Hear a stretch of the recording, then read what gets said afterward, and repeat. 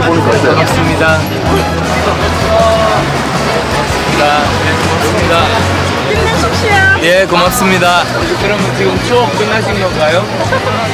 진행하고 있어요. 예, 말씀해 주세요. 저는 지금 3학년인데 취업 걱정이 가장 큰 것 같습니다. 예. 대구가 청년들이 가장 많이 떠나는 도시잖아요. 대구에서 일자리가 너무 없어서 그것까지 다 겹치는 거죠. 네. 그러니까 이제 수도권하고 달리 일자리도 없고 고향 떠나서 정말 다른 곳에서 찾아야 되니까 그런 문제가 제일 심각한 것 같은데요. 네. 창업 생각하시는 분은 계세요? 여기 창업은 어떻습니까? 창업은 어느 정도 여건들이 되나요? 학교에서 도움을 주나요? 인문학 하는 분 계세요? 인문학 쪽. 지난번에 보니까 그 인문학 전공하는 학생들이 4차 산업혁명 이야기하니까 더 힘들어질까봐 굉장히 걱정들이 많으신데 그런 걱정들 하고 계신 분 계세요? 근데 저는 사실은 걱정하지 마시라고 말씀드리고 싶어요. 4차 산업혁명이 기술이 발달해서 잘 되는 게 아니고 인문학이 굉장히 중요해요. 인문학이 잘 돼야 4차 산업혁명도 성공할 수 있는데 우리나라는 이걸 잘못 알고 있습니다.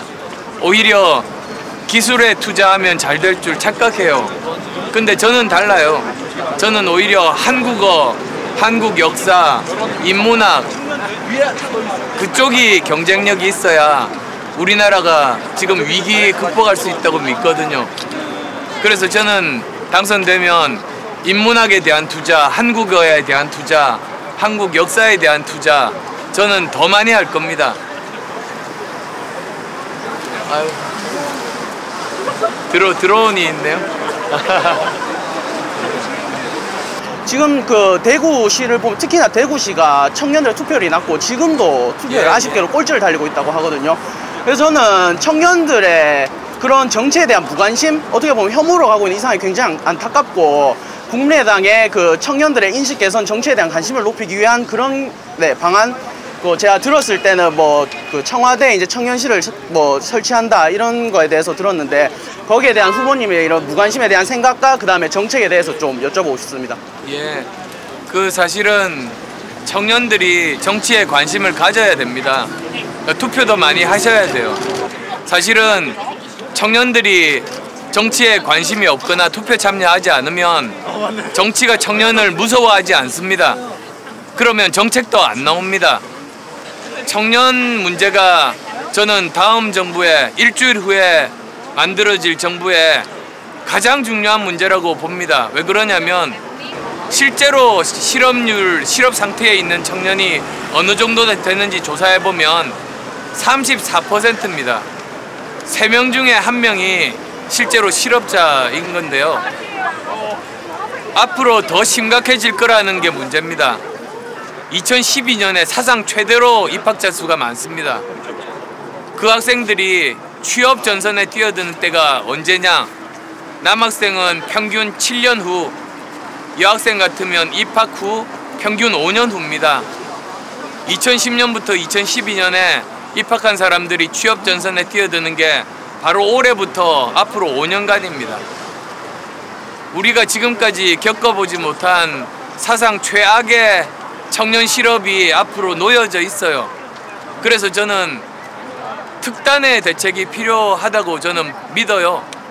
정말 이 문제 해결하지 않으면 국가 미래도 청년의 미래도 없습니다. 그래서 여러 가지 정책을 발표한 겁니다. 사실은 청년들 장학금 문제도 제대로 해결해서 장학금뿐만 아니라 생활비, 주거비까지 이 3가지 패키지로 지원을 해야 청년들이 제대로 공부에 집중할 수 있고, 그 다음에 또 청년들 일자리가 부족한데 중소기업에 취업하는 청년들은 대기업 80% 수준의 월급을 받을 수 있게 국가에서 지원하는 겁니다. 그 다음에 또 취업 못하는 청년들이 훈련 교육받을 때 6개월간은 월 30만 원씩 지원해주는 이제 그 훈련 수당 지원이라든지 그런 많은 정책들이 있습니다.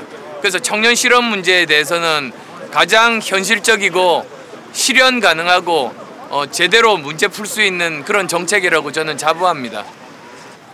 지금까지 청년들이 지역위원회 소속이었습니다.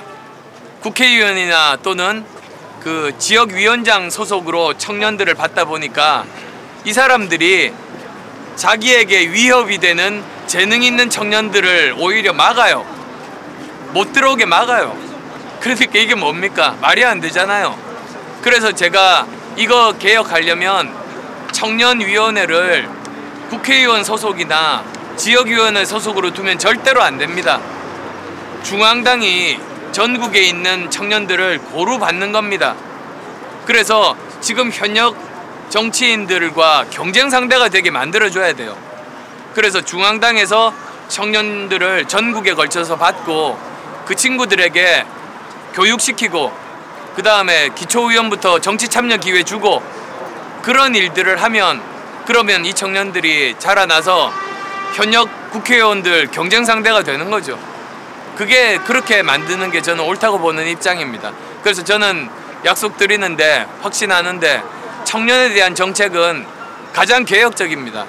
이 자리에서 분명히 말씀드리지만 제가 가진 5년 전까지 청년들과 가장 많이 소통했던 사람 그 진심 저는 그대로입니다. 그리고 그동안에 가장 정책도 많이 만들었습니다. 그 마음 그 약속 저는 반드시 계속 지켜갈 겁니다. 여기 있는 청년 여러분께 약속드립니다. 한 질문에 답이 너무 길었습니다.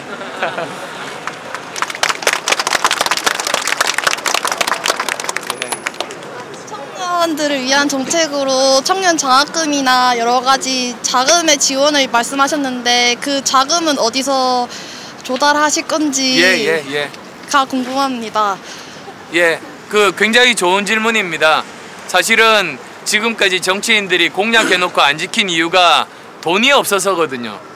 근데 이제 제가 그 청년 고용 보장 계획이라고 발표한 게 있습니다. 그게 바로 청년들이 중소기업 취직할 때 대기업의 80% 정도 수준으로 월급을 받게 국가에서 지원하는 겁니다. 지금 현재 국가에서 청년 실업 문제 때문에 청년 일자리 때문에 쓰고 있는 돈이 얼마냐? 매년 2조 3천억 원을 매년 씁니다. 5년이면 10조 원이 넘는 자금이 듭니다.